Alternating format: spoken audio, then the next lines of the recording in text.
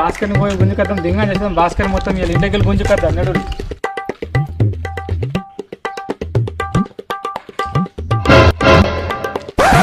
అమ్మ ఇప్పుడు ఈ దొంగ నా కొడుకులు వస్తారు, వీళ్ళకి ఇప్పుడు దొరికిందనుకో నన్ను మొత్తం గలీజ్ చేసేస్తారు.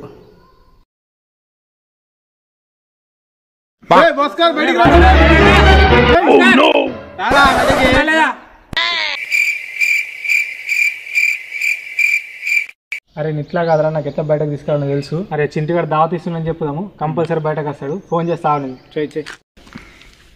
అరే చింటిగాడు గట్టిగా దావత్ ఇస్తుండు, 2 ఫుల్ తెప్పిస్తుండు, ఒక 1000 కేజీ తెప్పిస్తుండు. జల్లిరా బయటకు. అవునా సరే వస్తున్నా.